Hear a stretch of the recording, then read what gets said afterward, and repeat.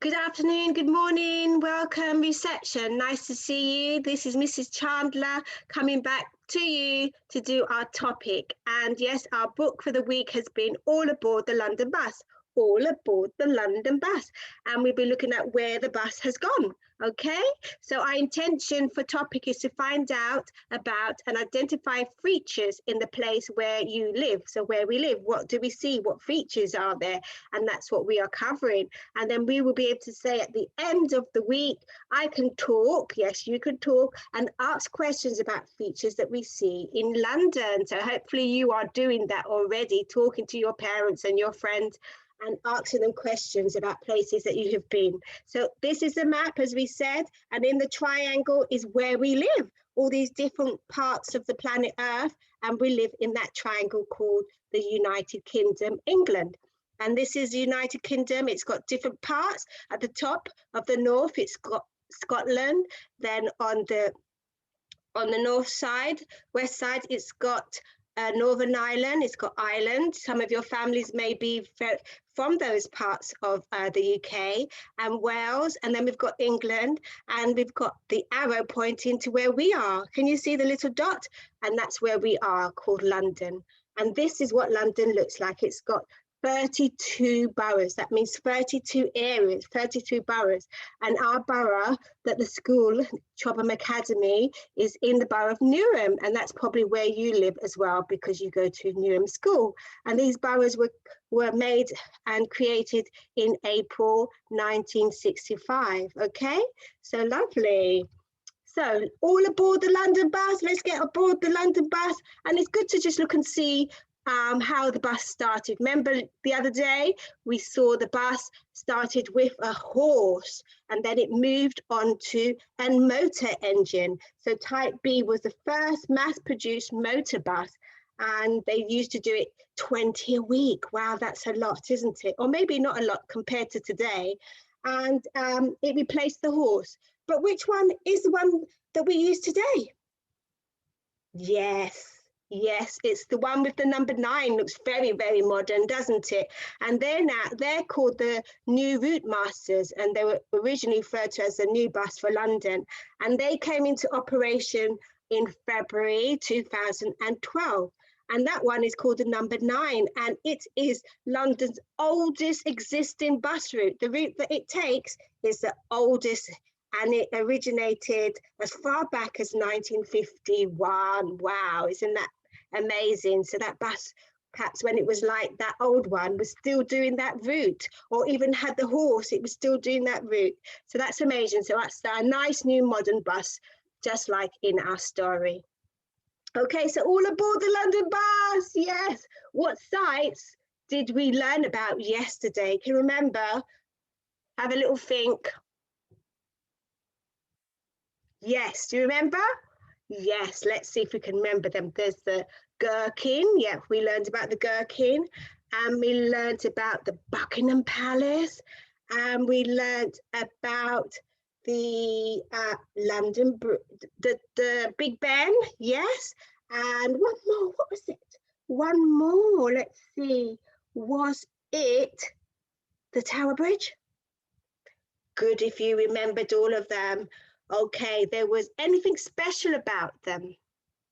They were very tall. The Gherkin's very tall, and it had how many? Oh, the other one was a London Eye, wasn't it? That, can you see the London Eye down there, just next to the brown building called the Tate Modern? Yes, the Gherkin had 41 levels, didn't it? And the London Eye could take 800 people. And Buckingham Palace is where the royal family lives. Yes, did you remember that? What else do you remember? Good. Do you remember anything about Big Ben?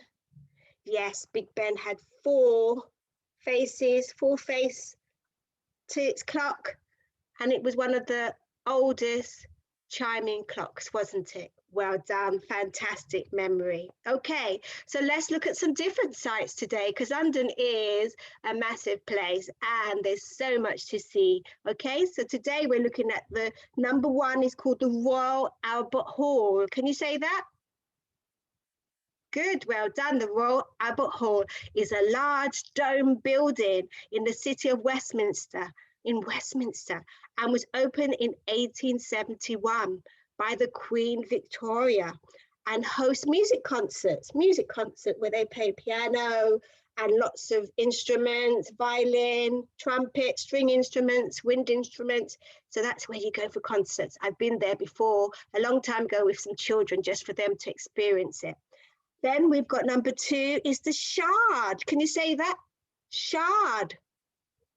Good. It was built in July 2012. So not that old really, because we're in 2021, so not that old. And it's the tallest building in London. Wow, amazing. The tallest building in London is called the Shard. Yes, it's 309.6 meters high. Wow, very tall. And then number 3 is British Museum. Can you say that? British Museum. Good, was built in 17. Oh, that's quite a long time ago, 53, and was the first museum in the world to open. Wow, one of the first museum in the world. Wow, to have a museum. And it holds some of the world's oldest artifacts. That means like things people made, things that people found that were buried, lots of old things or new things as well. So I've not been to the British Museum, or have. I have actually, I have, yes. And then we've got the tower. We've got number 4, which is called the Millennium Dome, yes. Or another name for it is called the O2 building. And it houses concerts where people play music and sing. People go to see famous people singing. And then number 5 is the Tower of London. Can you say that? The Tower of London, good. And that's in the London Borough of Tower Hamlet. Remember, we had 32 boroughs, and it was used for a prison. Do you remember we studied Guy Fawkes, the one who wanted to bomb the Houses of Parliament? Yes, that's where they kept him. Okay, so well done. So we have the Royal Albert Hall, which is a dome. We have the Shard, pointy. Then we had the British Museum, that's all artifacts, and it's the first, one of the oldest museums in the world. And then we have the Dome, the O2, where they do concerts. And then we have the Tower of London, and I've been to the Tower of London. So I wonder which one you've been to. If you haven't, which one would you like to go to? Okay, so thumbs up and thumbs down. See if we can remember what we've just learned. Use our brain to remember. So number 1, was it called the Royal Albert Hall? Thumbs up or thumbs down? Yes, thumbs up, the Royal Albert Hall. Number 2, was that called the Gherkin? Yes, thumbs down. It wasn't called the Gherkin, was it? It's called the Shard. Lovely, the Shard. Good. And then we've got number 3, the British House. Was it called the British House? No, thumbs down, well done. It's called the British Museum, the museum, that's it. And number 4, is that Mickey Mouse's dome? Do you think so? Say no, Miss Chandler, thumbs down. Yes, that's called the Dome or the O2. I think the words have gone a bit funny. I don't know why it's back to front, but it's called the Dome or the O2 building. And number 5, was that Buckingham Palace where the Queen lives? No, say thumbs down, Miss Chandler. Definitely not thumbs up, thumbs down. Yep, it's the Tower of London. Well done. Fantastic. Thank you for joining in. And now we're going to share your task. Your task is to make a junk model of one of your favorite sites. So you've got the Royal Albert Hall, you've got Buckingham Palace, you've got the Tower Bridge, you've got the Shard, you've got the Gherkin, the Dome. We've got Big Ben, we've got Albert Hall, we've got the Dome twice there, and we've got Tower of London and the London Eye. Do you think you can use some boxes and some cups to make one of these lovely, lovely buildings? Have a go. Look, here are examples. This young boy has done, what do you think that is? Yes, Big Ben. And they've had a go in the middle to make perhaps the London Eye, and this young girl has done the gherkin. So well done. See if you can have a go. So that's your task. Use your junk models that you've got around your home. That's old boxes, old milk cartons, old yogurt pots, to see if you can make one of your favorite buildings that we see in London City. So thank you for participating, and I will see you next week. So have a great week, keep safe and keep well. Bye.